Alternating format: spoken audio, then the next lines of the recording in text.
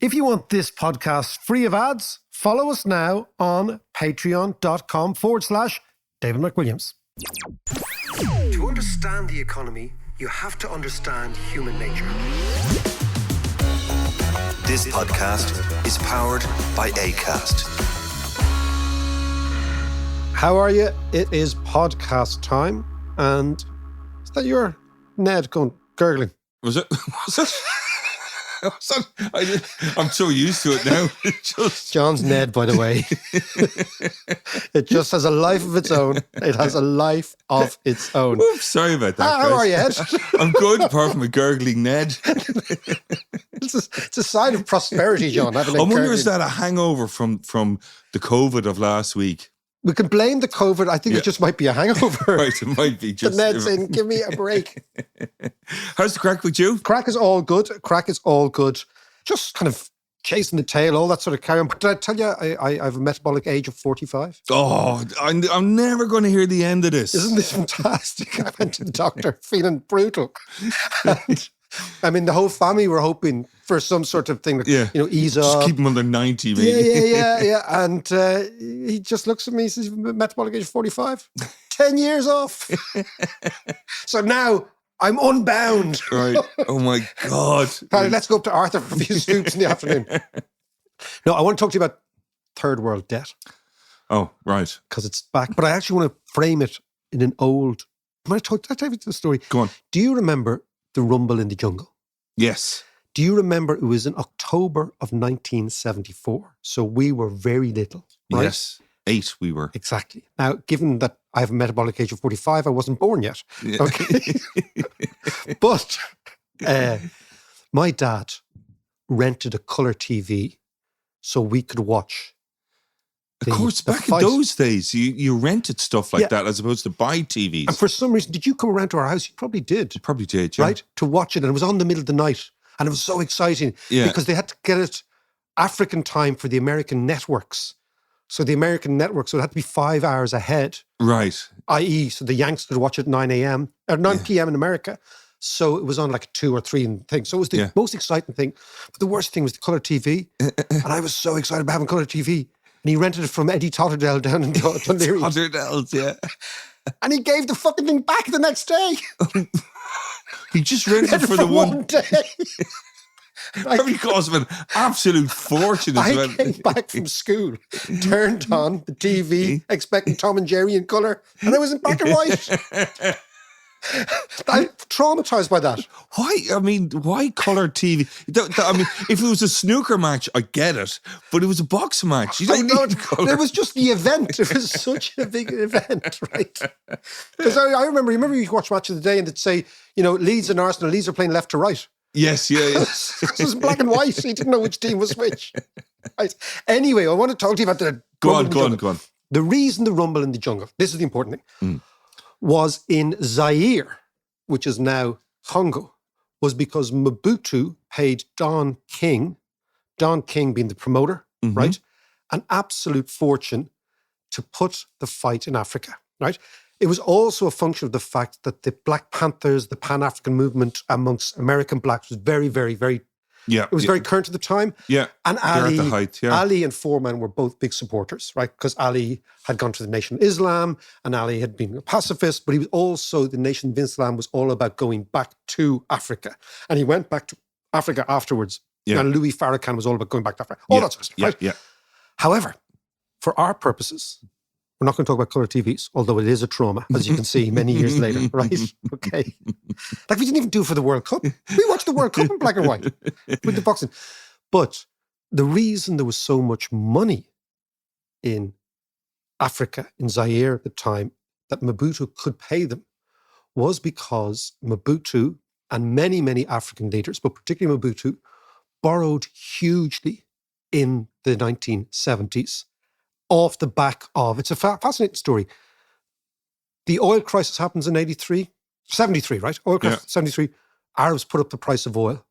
Huge amount of Western money floods into the Arab countries. The Gulf countries. The Gulf countries are particularly backward at the time. They can't spend enough money, right? So they give the money back to the Western banks. But the Western economies were in a recession as a result of the price of oil going up. So the bankers particularly Citibank, said, who do we lend this money to? And a guy called Reston, who was the chairman of Citibank, said, let's lend it to countries because countries can't go bust. How wrong was he? Right? Yeah. They lent it to countries that produce commodities. So lots and lots of what's called emerging market countries in Africa borrowed hugely, and Latin America, off the back of their commodity income. Then the commodity prices collapse and you have a third world debt crisis. So that's the economic, that's why it was in Africa at the time. Right? Yeah. Now, interestingly, we're exactly the same point in the economic cycle now. Oh, go on. African countries have borrowed huge amounts in the last 10 years, right? Interest rates never been lower. Again, the American banking system, the European banking system, awash with cash. Last time we were awash with cash because it was Arab money. Yeah. This time we were awash with cash because it's QE, because the money was free. Yes, of course. So where did the QE money go? Lots and lots of places, but it also went to enormous amounts of emerging market finance on infrastructure. But some of it's in infrastructure, but lots of it was in the back pocket of the local leaders. So you have a peak now in debt in the third world. Plus you have COVID, which destroys their tourist industry. And you have now this latest crisis. So we're looking at a third world crisis. And the way in which it plays out will be absolutely consequential to hundreds of millions of people. So rather than me talking about colour TVs and the rumble in the jungle and why it happened, let's go to the One campaign. David McNair is the policy director of the One campaign. They're involved in all the drop the debt, as you know, Bono's drop the debt stuff, and now they're negotiating all sorts of debt relief for poor countries. So let's go to David and let's talk about the coming third world debt crisis. Now, fascinatingly, as we've always said in the podcast, that all sorts of interlinks, all sorts of connections, all sorts of coupling, decoupling characterize the global economy. And sometimes when an event happens, such as Russia, such as increasing in interest rates, such as the increase in the price of food, we never really follow the money in the sense of saying, where will this land, right? We always think about ourselves in Ireland, or we think about Europe, or we think about the United States, or we think about the developed world, for example, or then in a block, we might think about Asia, whatever. But we don't understand, or we don't follow the money and say, what is happening particularly in poorer countries. Now, on the line, I am delighted to have David McNair, who is the policy director of the One campaign, and we're going to talk about third world debt, the indebtedness of poor countries, and what's likely to happen to them over the course of the next 12 months. David, how are you? Very well, thanks. It's great to be with you. Lovely to see you. Lovely to see you. Now, David, explain to me, what is the position with respect to the poorer countries around the world who are indebted right now?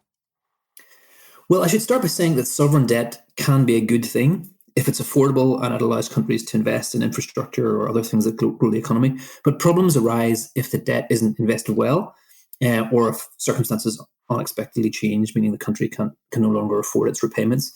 And that's the situation we're in now in a lot of countries. So there are 4 layers to this. Actually, there are a lot more than 4 layers, but let's stick with 4 for now. We'll do the 4 and then we'll see where we go.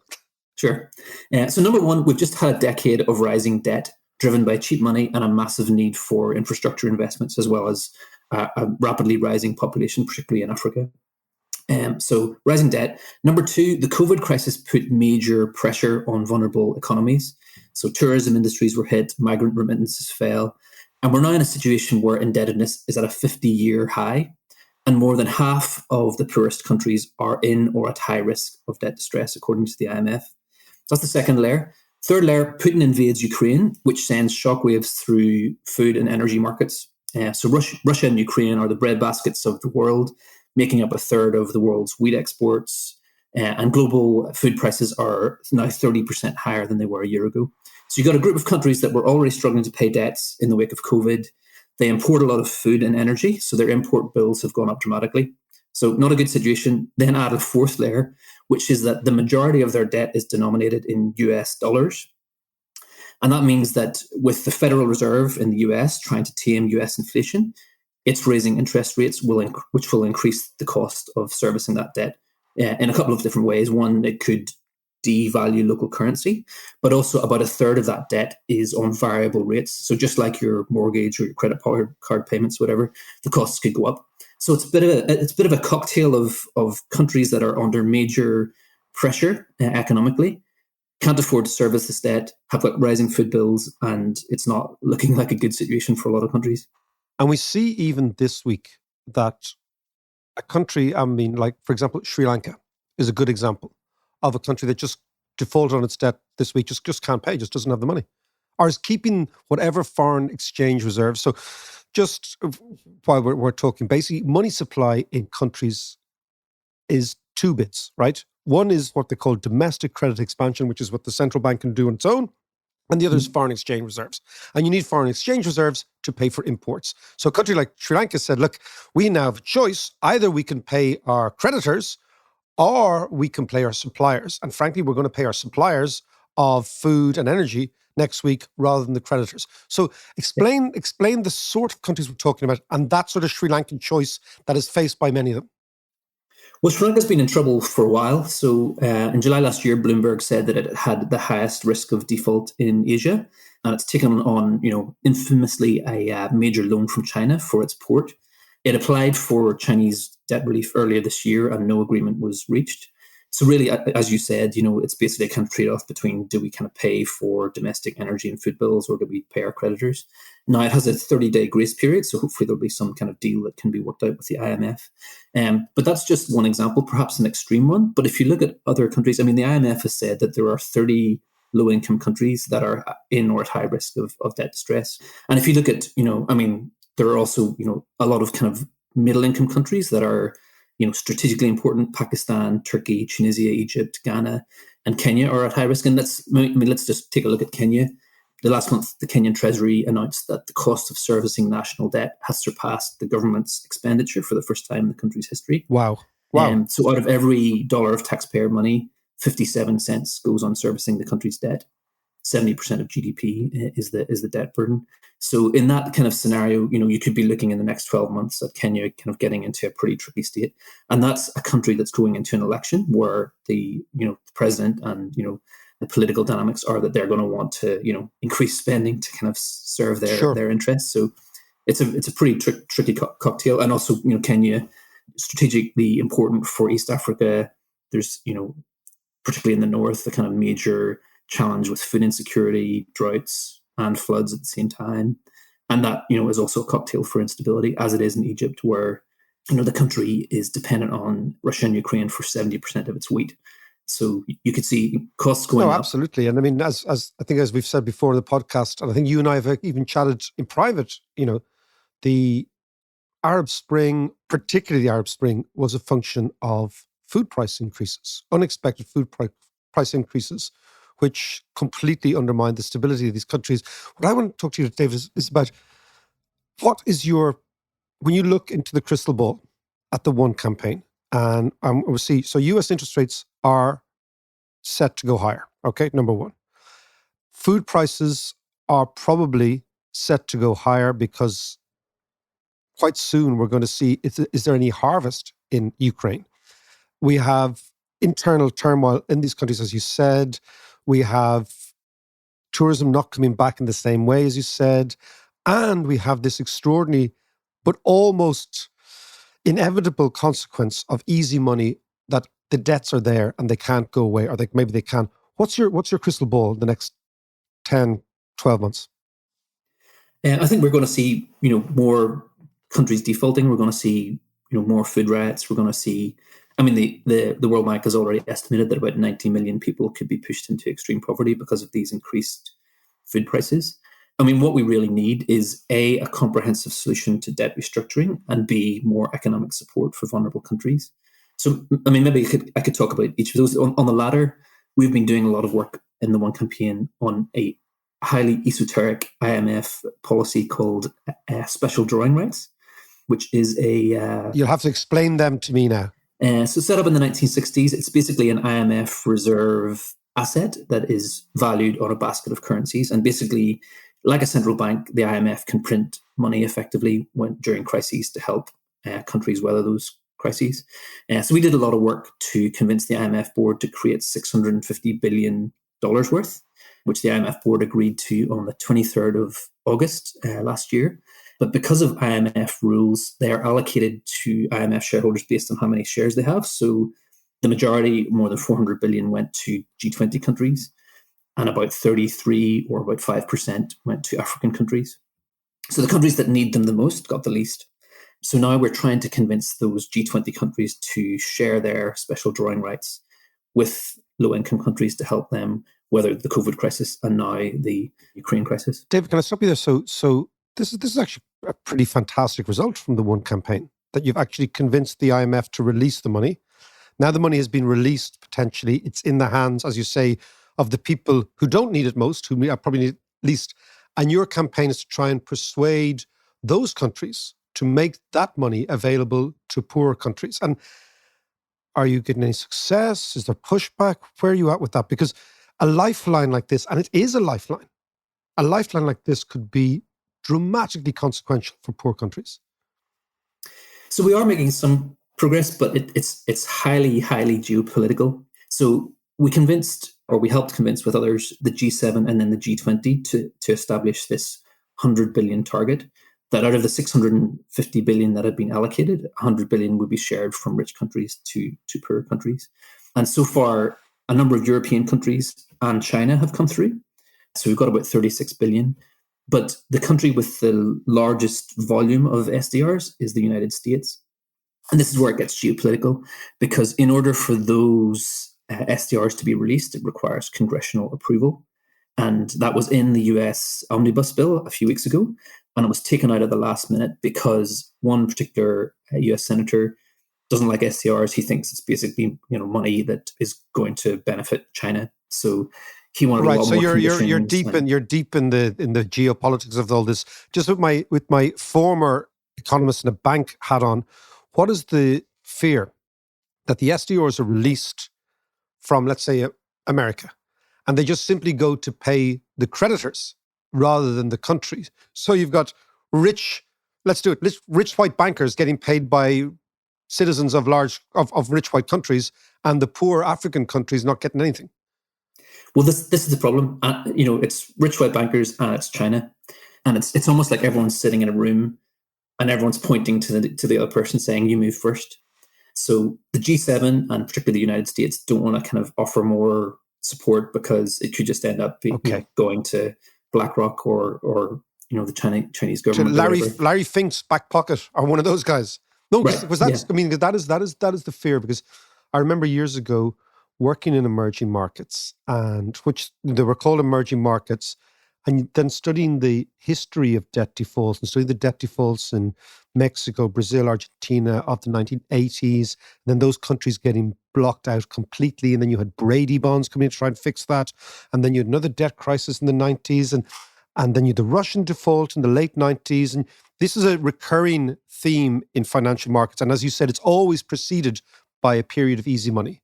So overlending by bankers, on the one hand, driven by short-term profits, over borrowing by countries driven by the opportunity to take money now that they've never had before. As you said, sometimes investing in proper stuff, sometimes investing in the World Cup, right? We know that, like Argentinian World Cup, Mexican World Cup, all comes coincident with huge borrowings. But those debt crises really caused, in the Latin American sense, this is where I'm going to go to you about Africa, in the Latin American sense, really caused Latin America to be shut off from the world for at least, when I say world finance, for at least 10 or 15 years. Is that what we're looking at in Africa? I mean, is there, because, everyone says that, Africa's population is rising, there is huge opportunity in Africa, etc., but it needs to be financed some way. And if they default now, is there a risk that Western finance just stops going to Africa? So that's a really interesting dynamic that we're picking up from African leaders. I mean, first I should say, the IMF has a really interesting study that basically suggests that if a country defaults, it takes 5 years to get back on track. In that process, you can basically lose a decade of development progress. So that's a real problem to start off with. But the interesting thing is that when COVID hit, we launched a campaign and we said, African debts should be cancelled. And our African partner said, no, we don't want that, because the thing that we want is access to capital markets Yep. at lower costs. Yep. And if we, go through a debt restructuring process, it'll hit our credit rating, and, we're going to have less money rather than more at a time when we need more money. And the other dynamic to that is that a number of African countries, Ghana is kind of leading on this, are really fed up with the kind of preaching from the West. I'm sure. I'm sure. There's human rights stuff, but there's also just a lot of hypocrisy. So they, in some cases, they would rather go to China at a higher cost or go to capital markets at a higher cost because they've got freedom and also because they can move a lot faster. One African head of state spoke to my boss a couple of years ago and said, in the time that I can approach China to finance and build a road, they will have built the road while I'm still talking to the World Bank about the contract. Right. And okay. In a context of political cycles and a rapidly rising population, speed matters. Well, and of course for them it's a no-brainer. It's like it's a deal with the devil either way. If you are, it's a general. If it's exactly someone getting a mortgage, nobody really cares if it's from Bank of Ireland, AIB, Ulster Bank, whatever. Right? It's a deal with the devil. You get the money, you pay the rate of interest, you don't care. And likewise, a lot of developing countries. But can I ask you then about the politics of it? Because you mentioned Kenya. I was in Kenya about 3 years ago doing a bit of work for Oxfam. And I'd never been in Kenya before, flew into Nairobi, and of course, chatted to the taxi driver. You're the first guy you get in, and you say, okay, Grant, let's go. And we're chatting. I said, what's the story here? And we were chatting. And then he said to me, I said, what's the biggest change in Kenya you've seen over the last 10 years? And he said, and I was expecting him to talk about poverty. I was expecting him to talk about, lots of things. And he said, China. And I said, how do you mean China? He said, Chinese people, not the Chinese government. And I said, how do you mean Chinese people? He says, Chinese people in our markets selling stuff, like getting down and dirty, selling stuff to Kenyans. And I said, how many Chinese people are here? He says, I don't know, but that's what we've seen.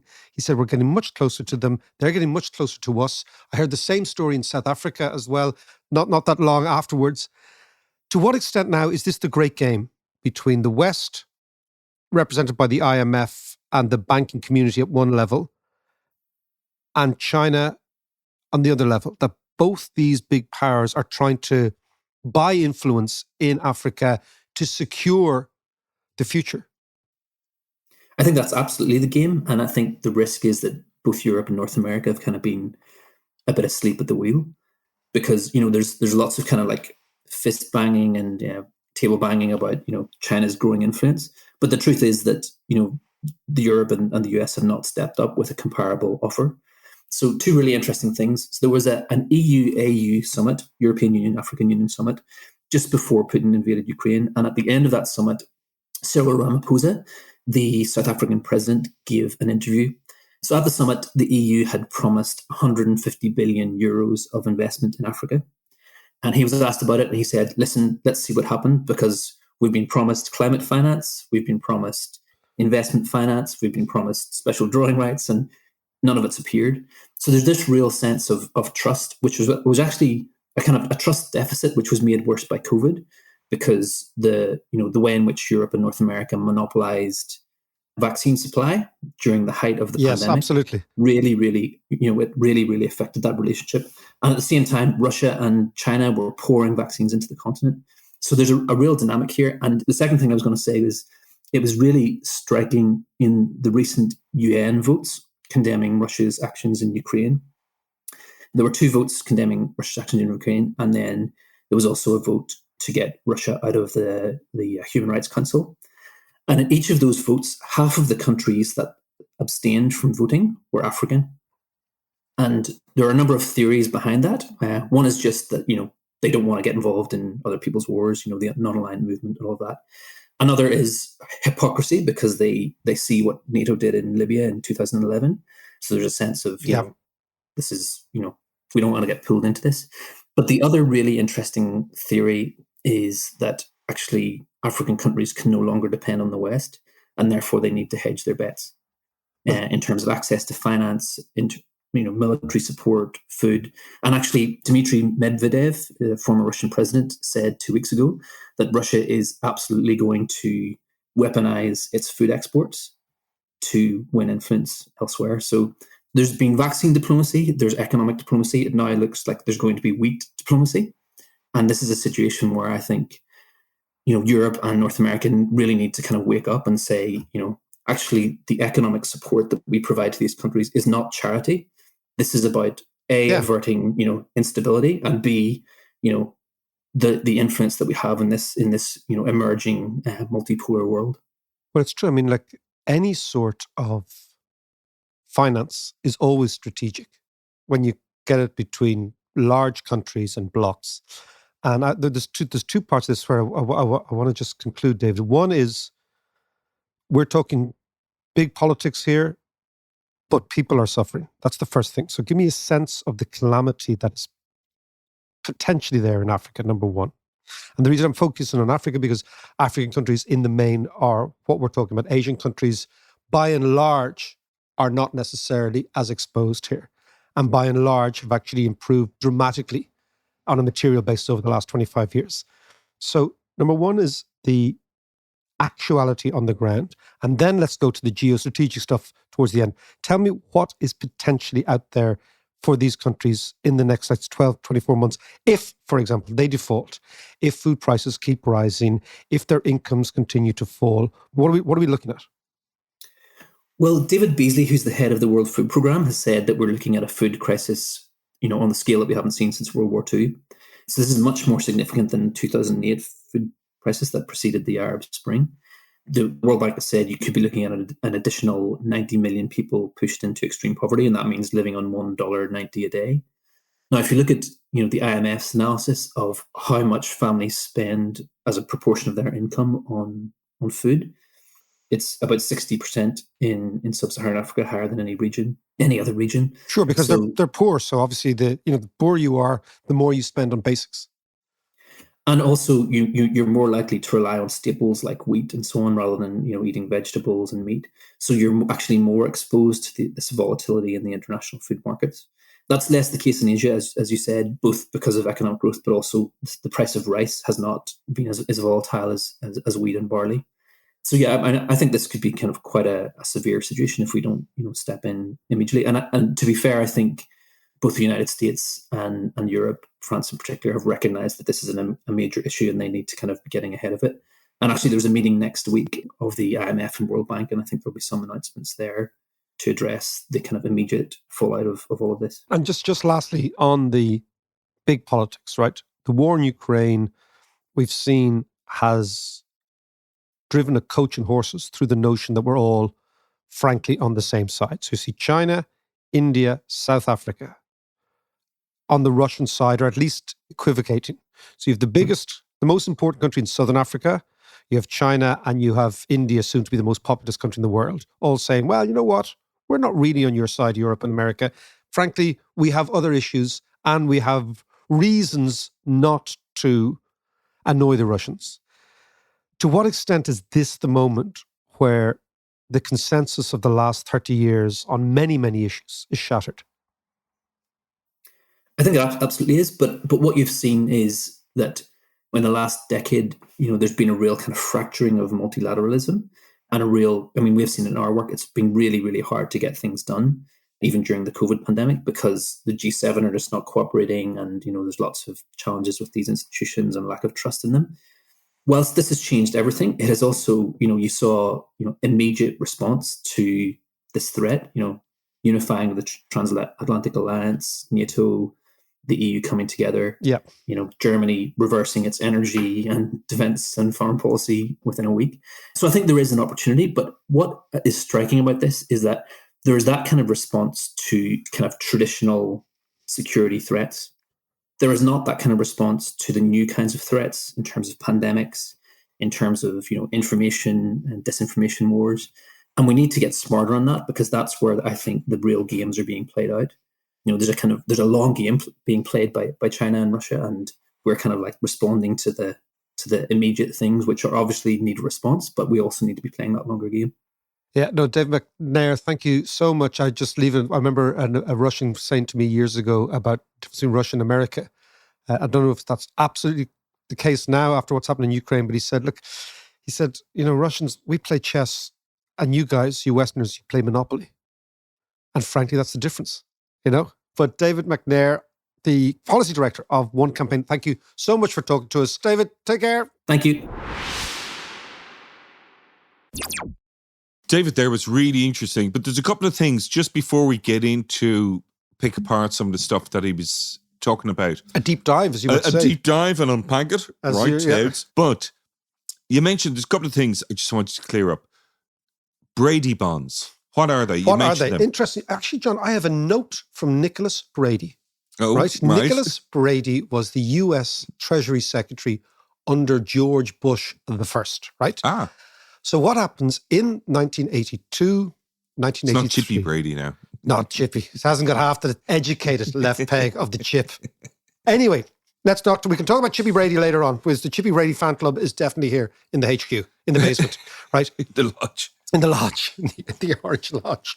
But 1982, you can actually, remember we talked about sporting events? Yes. You can map third world debt crises from sporting events, because dictators love sport in the same way as Putin loved having the Winter Olympics. Xi had the Winter Olympics. They love it, right? It's bread and circuses, right?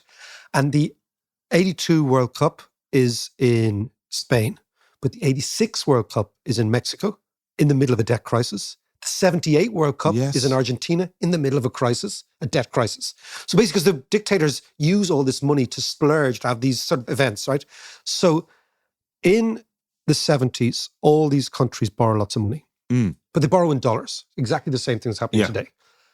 The 80s, the American Federal Reserve under Paul Volcker sent interest rates up to 20%, right? And that has two impacts. It profoundly drives up the interest rate on debt, an existing debt, but it also, what it does is it drives the dollar up. So once the dollar goes up, the interest rate goes up, these countries have to generate more and more and more revenue just to pay the existing debt. Stand still. So they all default, right? Mexico, Brazil, Argentina, all these big Latin American players, as well as all of Africa. So what happens when you default is you get locked out of the financial markets. So people won't lend to you again because you've already defaulted. So you have to clear up that mess. And what was happening in the 80s, and this is the fascinating thing, it's all to do with the CIA, right? In the 80s, it is. Conspiracy corner here. No. Like old man Bush was the head of the CIA, right? What the Americans were absolutely worried about in the 80s was Nicaragua, Cuba, Venezuela. All the Sandinistas. All going communist. Why? Because the Russians, emboldened with lots of oil money, had loads of money to feed into these revolutionary movements in Latin America. So the Americans in Washington said, if these people are locked out of financial markets indefinitely, this will only cause these economies to collapse. This will embolden left-wing movements, communist movements. They're going to be financed by the Russians, and we need to come up with a debt restructuring package to bring those people back into the American field. Fold. So they said, what we will do is we will issue new bonds. So what happens, imagine Argentina owes $100, right? Those $100, there's creditors looking to be paid, right? They do a deal with the creditors. They say, look, you're only going to be paid 60 cents on the dollar. Eventually they do that deal. But the Argentinians need to come up with 60 cents, which they don't have. Okay. So the Americans issued these things called Brady bonds, so they retired $100 worth of, let's say, Argentinian debt. They reissued a new 60, right? Those bonds were backed by the American government. So what they basically said to investors is, we're going to pay you all back. You're going to take what they call a haircut, like you're going to take a discount. But these new bonds that we have issued with the face of Argentina on it are going to be backed by us, right? Right, okay. So they were called Brady bonds. So what that got the system working again and again. Are they still kind of out there? Some of them are still out there. I used to trade them. That's how I know this sort of stuff. Oh, right. Okay. Because all those third world debts, those emerging markets debts, when I ended up working in a French bank, BNP was the French lent to anyone. And there was what I call a proprietary trading desk in this bank. And what they were doing, they were buying defaulted debt, debt that hadn't been covered by Brady bonds, right, of really poor countries. And they were hoping to buy them at 5 cents on the dollar, 10 cents on the dollar, that there would be a restructuring and that the Americans would pay you 60 cents. So it was a game of chicken Christ. with the Yanks, right? Yeah. And And what happened? the bizarre things I've done for a crust, John, over the years. Anyway, most of those debts were paid, except now, and this is the problem, right? Is those Brady bonds were great for large countries. But what happened was really small countries that had borrowed as well. Yeah. Those debts have to be forgiven. And that's what Bono's campaign is all about.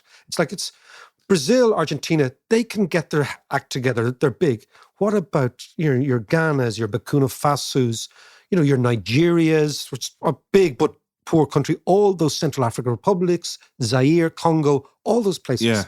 They need debt forgiveness in order to start again. Yeah. And we go back. But those countries, though, also, well, some of those countries that you mentioned there have huge amount of resources. They have huge commodities, yeah. But again, what you find is that the problem with debt is that once debt goes above 100% of GDP, right? It's a very strange thing. Your rate of growth has to be higher than the rate of interest for you to stand still. Sure. And lots of those countries had a zero or negative growth rates for a long, long time. So the debt just ballooned. And then over the last 20 years, the campaigns to drop the debt have been basically trying to say to creditors, look at this from a moral perspective, right? Yeah. You're not going to get your money back. And if you do get your money back, it's almost blood money, Yes. right? Yeah. So look at it from a moral perspective. But in order to have that, in order to clear the path, you need to get the Americans on side. So most of those campaigns have been trying to convince people like George Bush, like Bill Clinton, like as David was just saying, the IMF, trying to get them to green light the debt forgiveness. Because if you don't, you get what's called holdouts. Now, these are really weird creatures. These are the sort of people, these are your vulture funds, right? Holdouts. They're called holdouts. So you get a deal is done, right? So let's say Nicaragua does a deal and says, we're going to pay back all our debt at 20 cents, right? And all the creditors are put into a room and they say, here's the offer. And the IMF say, this is the best deal you can possibly get, right? 90% of people will take that deal. Yeah. Will say, okay. It's the only one on the table. But what's called holdouts will not, and they will legally challenge. So these are really, there's a company called Elliott and Associates, right, in New York. Right. Okay. Because I've worked with these people, right? Yeah. And they will do things like impound Nicaraguan ships and take over the Nicaraguan embassy in Washington, say, unless you pay us, they're horrible, right? Yeah. Unless you pay us everything, we will take this piece of real estate. And they will then go to the American courts, not in any international court, where the rights of creditors are always superior to the rights of debtors. And under American law, they will impound the assets of these really poor countries. I mean, it's really immoral stuff. So in the savannah of debt traders, there's a creepy end. Okay. Right. Yeah. And those guys are at the creepy end, and they're quite immoral. And absolutely. They sound I've awful. dealt with them, and it's an extraordinary thing because what they're only doing, in America, man. Yeah. Only in America. And what they're doing is the reason I take Nicaragua, because Nicaragua's a good example, because they did impound Nicaraguan planes. So Air Nicaragua, right? Right, yeah. When they landed in America. Yeah. So those people are what we call they're called holdouts. Now you get them in every debt restructuring, you get these people, right? Yeah. But when it comes to third world debt, I mean, these guys are particularly despicable. So, but the key thing is, John, just for you, in order for a debt restructuring to happen, somebody has to pay some creditor something. Yes. So you need to find dollars from somewhere. So in that case, then, is the third option on the table, which is you don't take your kind of 20 cents in the dollar, or you're not a hodl. Yeah. Holdout. Holdouts are the weird, or the crypto Bitcoiners, guys. the Bitcoiners. That's Hold right. on for dear life. But the third way then is, and particularly in terms of Africa at the moment, is the likes of China and Russia come in and kind of carve and do it the up, deal. do the deal. What they do is that, so the Chinese will say, look, we will retire your old debt, like the Americans did with the Brady bonds. What a gentle way of We'll putting it. retire your old debt. This is the marketing spiel. We will retire your old debt and facilitate new borrowing. So what they will do is they will buy the stuff back the Chinese will pay the creditors, Yeah. the Western creditors, the Americans. It's usually Americans, right? Mm. So they get paid. But then the poor country, they have them by the short and curlies. Now, the thing about the poor country is they're kind of agnostic as to whether they get Chinese money or American money. It's money is money, Yeah. right? Yeah. And they need to build their highways and they need to build their infrastructure and their, broadband and all that sort of stuff. So they're kind of thinking, well, look, they're all creditors. Chinese creditors, American creditors, Russian creditors. What do I care? Yeah. And, the thing about Africa... And they haven't been, and sorry to interrupt, and also they haven't been treated particularly well over the years by Europeans. or Europeans. Look, we were colonists. Yeah, they're sitting there in Africa. Says, you guys colonized us. So And China, Russia, hey, you're okay on my book. It's like when Muhammad Ali was asked to go to Vietnam and he said, I ain't got no beef with the Viet Cong. Yeah. My beef is with white Americans. You're racist. No Viet Cong. Remember he said, no Viet Cong ever called me the N-word. Remember he said that? Yeah, right? yeah. And now he says, I have no beef. So you're sitting in Africa, you're thinking, I have no beef with the Chinese. Yeah. They never came. They never colonized me. And frankly, the Russians didn't either, right? Yeah. Whereas the Brits, oh yeah. And the French, oh yeah. And who was their best mate? The Yanks. Yeah. So, I mean, there's a lot of history, which is why, for example, South Africa didn't condemn the Russian invasion of Ukraine. South Africa. Yes. Because South Africa is the biggest country in Southern Africa, the most important country. It's run by the ANC. Who were the ANC financed by? The Soviet Union. So they've ties. Yeah. And why? Because the Soviet Union stood up against apartheid. Yes. We didn't. The West didn't. Well, apart from the Dunn Stores workers. Apart from the Dunn Stores workers, but your Brits and your Americans, they all went along with white South Africa until the game was almost over. Yeah. Then it was bandwagon jumping. Yeah, exactly. Yeah. So your point is exactly right. If you're sitting in Africa, you've a rising population, you need economic growth, you need to educate your people. You're agnostic as to where the money comes from. And that's what David is saying, is like, not only is this strategic in politics, but this is the future. By 2080, 4 people in 10 in the world will be African. Yeah. Right? So this is the future. And then, of course, there is also the moral thing. What is actually happening is these people are starving. We talked to the chicken the other day. We did, yeah, right? yeah. We talked to the chicken. He talked about coming food crises. Now, David McNair has just said, the head of the UN food security said, yes, there is a food crisis coming. So forget the economics. Unless these people in Africa, these countries, get a debt deal, they could starve. They could starve because they need foreign exchange to buy the wheat that they're importing. Yes. That the price is going up. Yeah. And if we say, oh, well, just use some of that foreign exchange to pay these creditors who are sitting in fucking Fifth Avenue on their Swiss roll, yeah, these people are going to starve. So, I mean, this isn't a game. This is real life. While I have you there, listen, I just want to say thank you so much to all our Patreons who really supported myself and John throughout the last nearly 3 years, man. 3 years, wow. Oh, it's a long time. I thought it only started last week. It's such a good crack, though, isn't it? It is. It's like having the dream gig. Thank you very, very much. And if you do want to support us on Patreon, it's patreon.com/David McWilliams. You get ad-free, you get courses, you get chats, you can ask me questions, all sorts of stuff, and you really become part of the gang. So that's patreon.com/David McWilliams. And again, thank you very much.